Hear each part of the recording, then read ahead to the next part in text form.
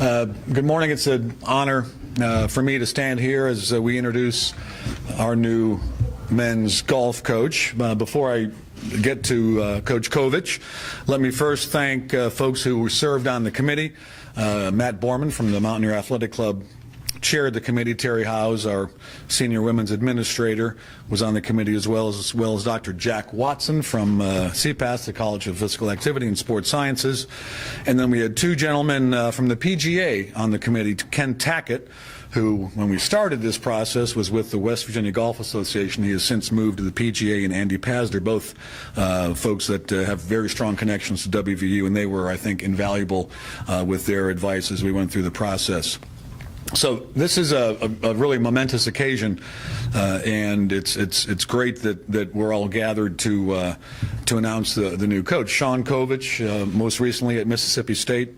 We're delighted to have Sean as our new men's golf coach. He had a great track record as the head coach down at Meridian Community College, and I think what impressed the committee, really all of us, was the fact that he took Meridian Community College, a relatively small school, from the NJCAA Division II level up to the NJCAA Division I level, and in just the second year of being at the Division I level, you took the team to the national championship, finished second in the national championship, started off that next year as a #1 rated team in the country.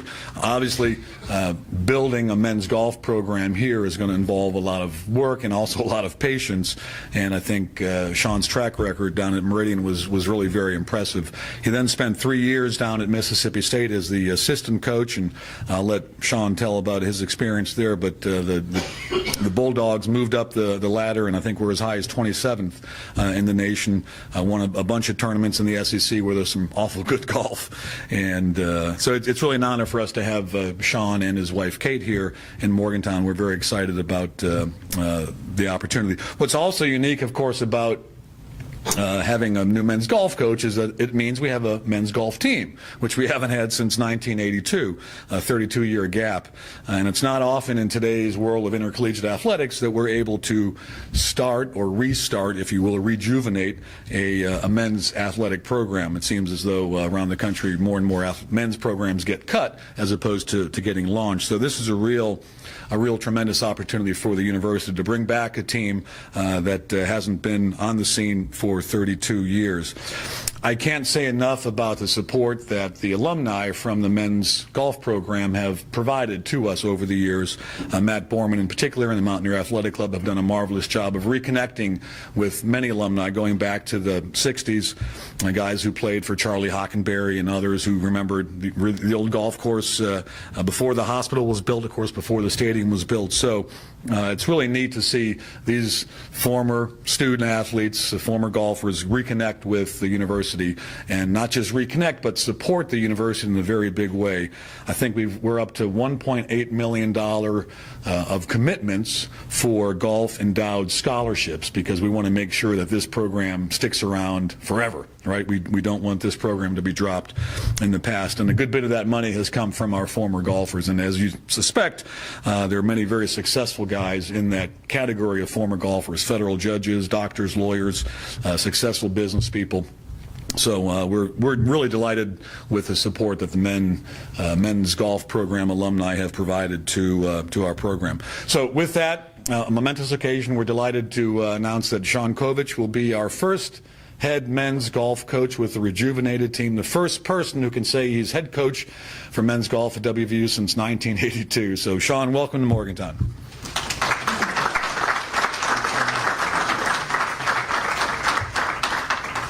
Thank you. Thank you. This is an exciting day, not only for me and my family, but for West Virginia University, as the men's golf program is restored.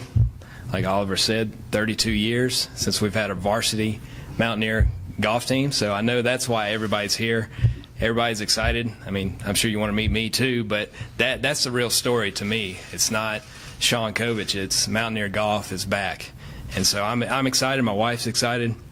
We've met so many people the last few hours. We got in at midnight, so it's been kind of a whirlwind, but just could not be happier to be here. Like Oliver said, I want to thank the search committee too. I got to know some great people: Matt Borman with Mountaineer Athletic Club, Kelly Cunningham, Terry Howes, athletic director Oliver Luck.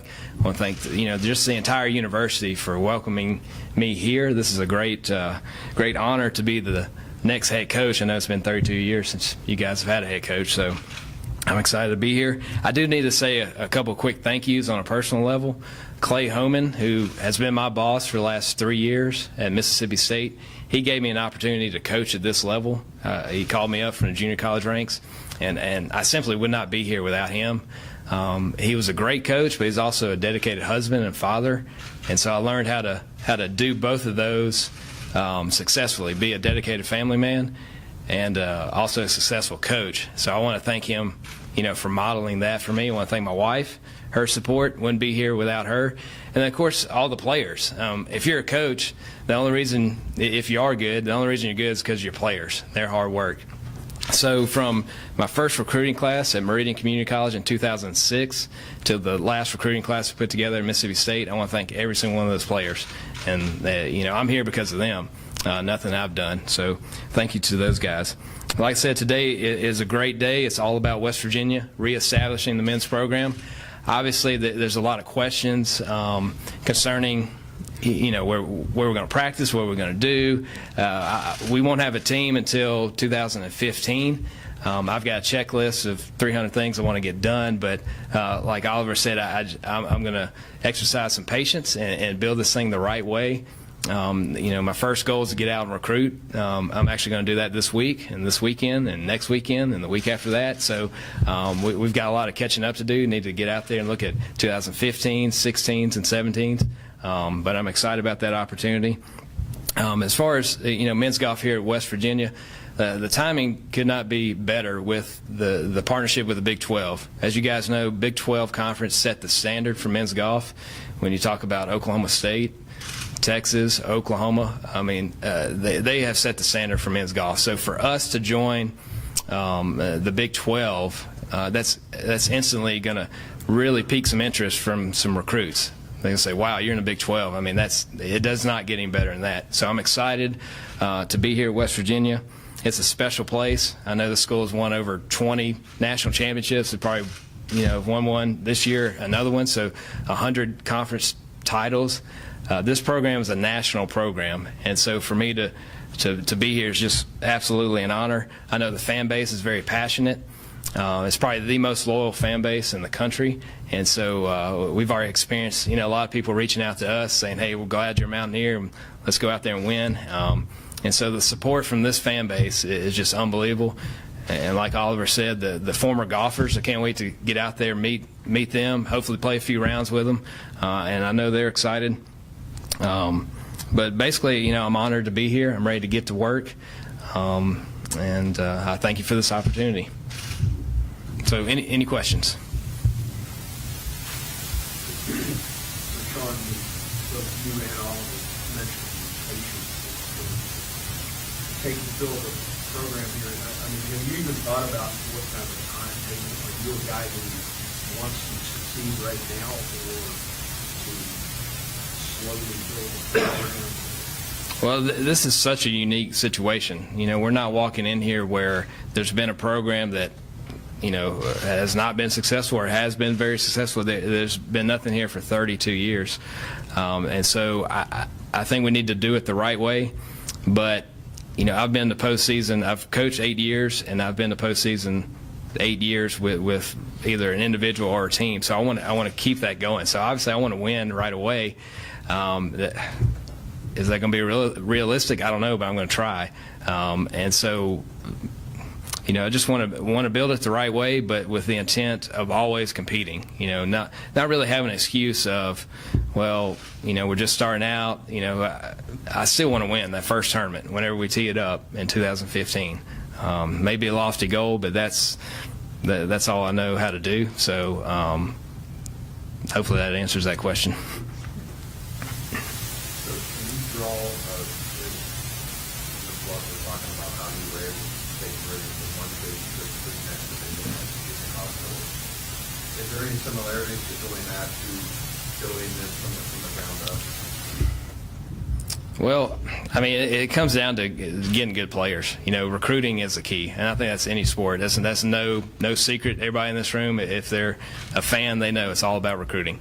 And so I guess so I can kind of draw back, because I remember we went after a different player once we had more scholarship money, once we could say, hey, we're playing at the highest level here, you'll get more attention from Big 12 schools, SEC schools. So I think that helps, but it all came back to recruiting. Just get the best players possible, and so it's not really a secret, but that'll be my formula. Talk about recruiting, like one of your first steps. You actually signed getting down and like look for red shirts in, or what? Well, Or you just look for younger. Well, I think I'm going to start looking at 2015s, because we'll start competing in 2015. Well, there might be a transfer situation or something, but that'll be my goal. Start looking at 2015s, and I know there's possibly some players here already on campus. Some kids that want to play, and we want to do some sort of walk-on tournament eventually. Obviously, have to work through compliance and figure out when we want to do that. But that's something that I think would be kind of special. And I know there's some good players on this campus already that want to be a part of the team. I know there's a good club team. I know some kids that possibly have transferred in from other teams that go to West Virginia University. So, I'd love to reach out to them, maybe have a tournament, and just see, maybe there's a kid that could help us. I talked about Clay Homan, my boss in Mississippi State. He was a walk-on in Mississippi State. He ended up being all SEC. And so Jason Duffner is a great example, kind of an unrecruited guy that went to Auburn, walked on there, and he won a PGA championship. So maybe there's somebody like that here in West Virginia. So we want to give them that opportunity.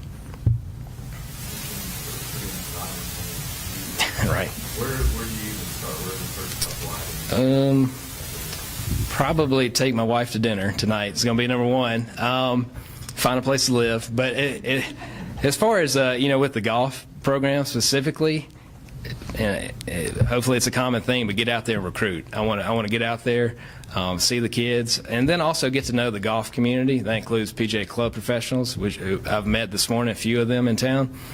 Green superintendents, the membership, because they're really the backbone of our program. Having golf courses that we can play, and reaching out to them and letting them feel part of this program.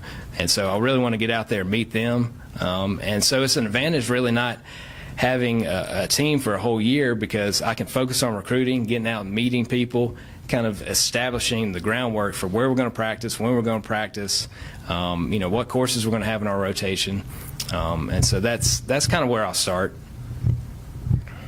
When you go to find those kind of practice, like what kind of things will be important? Well, first of all, we want to be at a course that wants us there, and obviously the better the golf course is, the better that is. But for kids, when they look at golf programs, one of the first questions they're going to ask, where do you play and how many courses do you play? So the more courses we kind of have in our rotation, the better. And then also proximity, how close are they to campus, how many times do you play them a week. But just this area and this state has great facilities. I mean, I'm super excited. I mean, all over the state, there's great golf courses. Here in town, there's great golf courses, and right across the border, Pennsylvania, there's great golf courses. So I think we have an advantage there, and we can really add a lot of courses to our rotation. So really, I just look at that place, the quality of golf course. But first of all, they have to want us there. Hopefully they want West Virginia to be good, and they'll welcome us, and then we'll be out there and. We'll play anywhere. I think the more courses you can play, the more conditions you can see, the different types of layouts, that really prepares you. I've been in the South where we play on Bermuda grass, Champions Bermuda greens. We just went up to the regional in Illinois. It was bent grass fairways, bent grass greens, kind of that bluegrass rough, and we were not used to it. And so if we could have played a golf course in Mississippi State that might have prepared us better, we might have done better. So I think the more courses you can see, the more conditions you can prepare for. Can you compare in any way, you've not been on being a golf coach to a football coach? Oh, wow. How different are those two jobs, and how was the first year? They're probably very, very, very different. I'm dealing with maybe 9 to 12 guys, and they're dealing with hundreds, or I know at least 85 or more, and they're probably a little more intense than golf. Golf, it helps to be. I don't know if anybody's watched Jason Duffner play. It looks like he doesn't even have a pulse. He's just out there, nothing affects him. And some of the best golfers have that mentality of nothing really phases them. Whereas football, obviously, you're trying to, get emotional and get ready to go. So luckily, I'm not a football coach. But similarities, I would say, being a college coach, you just need to be a good manager of all kind of different things: recruiting, budget, compliance, academics. Your fan base, all that kind of stuff. So I think that might be the only similarities, and then that's about all I can say, I guess. You don't need them to build you a team room? We will take one if they want to build us one. Yes. Obviously, some that are unfamiliar with what a golf season, like when it starts, what happens, like how many home matches do you ideally be looking at? Kind of wondering if you could. Well, college golf has changed the last, probably the last 30 years since we've had a golf team here. In its infancy, I guess, it was about matches. You would travel and go play Virginia or Maryland and play just a day match. You would play match. Well, now they're invitationals, intercollegiate tournaments. So we might, play at Penn State, for example, and they would have 15 teams there. And we're competing in that tournament. And at that tournament, if you finished first, you went 14-0 that week. If you finished last, you went 0-14, or anywhere in between. So throughout the year, you kind of compile this record, and you might be 107 and 57 might be your record that year. And so that you would play about 4 or 5 matches, tournaments in the fall, and about 4 or 5 in the spring. It really is a year-round sport. The fall counts just like the spring. I know we're probably labeled a spring sport because our championship is in the spring, but what we do in August, September, October counts just as much as what we do in April and May. So it's a year-round sport. You just take a big break there from November to January or February, and so that's kind of the season for men's golf. Home tournaments, matches? Yeah, you can certainly do whatever you want. I mean, we can. That's something I want to do, is definitely host a home event. I don't know what it's going to look like, if we want to go in the fall, if we want to go late spring, where we want to host it. But luckily, I've got 14 months, to figure that out. But yeah, I definitely want to host a home event because you have an advantage, and it's a good chance for your fans to come out and watch. Families of your players can come out and watch, and it's just always good to have a home event. I've always been a part of a home event, hosted 2 a year, Meridian, and then we started a tournament at Mississippi State, the Old Waverly Invitational, and it's turned out to be a great event, and so I would want to do the same thing.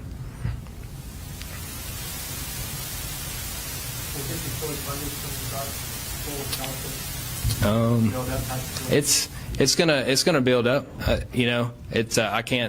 I don't know the exact numbers, but at first we will not be at the 4.5. 4.5 is fully funded. Eventually we will be there. We're going to start below that and kind of build our way up.